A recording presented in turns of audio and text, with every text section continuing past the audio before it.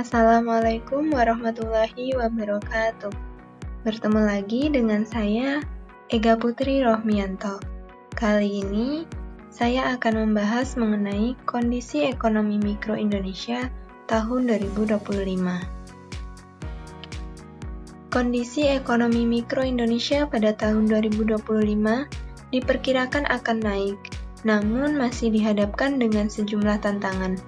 Di tengah situasi penuh tantangan tersebut, di dalam dokumen KEM PPKF 2025, ekonomi Indonesia diperkirakan akan tumbuh dalam rentang 5,1 sampai 5,5% di tahun 2025 dengan tingkat inflasi dalam rentang 1,5 sampai 3,5%. Mampukah Indonesia keluar dari jebakan pertumbuhan ekonomi tahun 2025 ini? Untuk mencapai target pertumbuhan 8% pada 2027, ekonomi Indonesia setidaknya mesti tumbuh 5% pada 2025. Angka yang sulit dicapai tanpa gebrakan baru. Tahun 2025 menjadi momen pertaruhan bagi Presiden Prabowo Subianto untuk membawa Indonesia keluar dari stagnasi pertumbuhan ekonomi. Melihat dari perekonomian 2024 yang melambat, ditambah kondisi domestik dan global yang kian pelik, tantangan ekonomi yang menyambut tahun 2025 dan seterusnya akan jauh lebih berat. Berdasarkan pengumuman Badan Pusat Statistik (BPS), ekonomi Indonesia pada tahun 2024 hanya mampu tumbuh 5,03%. Angka tersebut lebih rendah dari pertumbuhan ekonomi 2023 yang sebesar 5,05%, sekaligus di bawah target 5,2% yang dipatok pemerintah. Strategi Presiden Joko Widodo selama 10 tahun terakhir terbukti gagal membuat ekonomi tumbuh di atas level 5%. Pertumbuhan tertinggi adalah 5,31% pada tahun 2022 akibat adanya kenaikan harga komoditas dan terungkit oleh basis pertumbuhan yang rendah tahun sebelumnya saat COVID-19. Di luar itu, ekonomi terus tumbuh di bawah 5,2%. serta di bawah target, kecuali saat pandemi dan momentum komoditi boom pada 2022. Ini merupakan pijakan awal yang goyah bagi pemerintahan Prabowo, yang punya ambisi mengerek pertumbuhan ekonomi hingga 8% pada tahun 2027. Realisasi pertumbuhan 2024 menunjukkan tantangan berat secara domestik.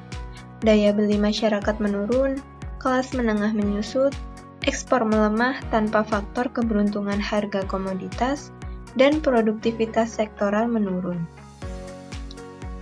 Kinerja pada tahun 2024 juga membuktikan ekonomi Indonesia masih bergantung pada faktor musiman seperti hari raya, libur panjang, dan agenda politik untuk bisa tumbuh di level 5%. Namun, faktor musiman pun ternyata tidak menjamin pertumbuhan yang memuaskan, sebab meski dengan setumpuk faktor pengungkit seperti pilkada, pemilu, serta gelontoran bantuan sosial dan stimulus ekonomi besar, ekonomi di tahun 2024 tetap gagal tumbuh melampaui 2023.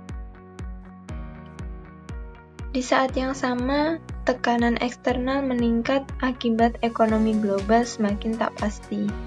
Terpilihnya Donald Trump sebagai Presiden Amerika Serikat berpotensi memicu era perang dagang baru dan mengancam stabilitas nilai tukar rupiah dan inflasi.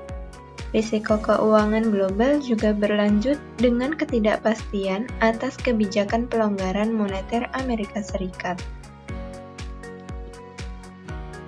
Lalu, bagaimana proyeksi pertumbuhan ekonomi Indonesia tahun 2025?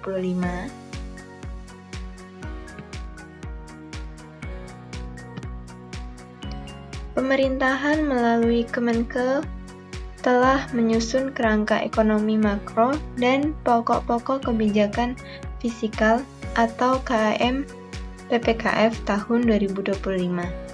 Dalam rapat paripurna Dewan Perwakilan Rakyat atau DPR, Menteri Keuangan Sri Mulyani Indrawati menyampaikan bahwa desain kebijakan fiskal tahun 2025 diarahkan untuk mengakselerasi pertumbuhan ekonomi yang inklusif dan berkelanjutan. Meski tantangan yang dihadapi Indonesia di tahun 2025 tidak ringan, meningkatnya tensi geopolitik diperkirakan akan terus memberikan tantangan pada perekonomian dunia.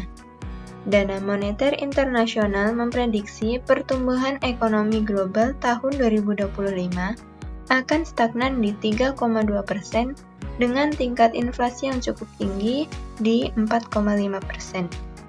Dan semua itu membuat kondisi ekonomi di tahun 2025 lebih menantang. Cukup sekian dari saya. Semoga bisa bermanfaat untuk kalian semua. Terima kasih. Wassalamualaikum warahmatullahi wabarakatuh.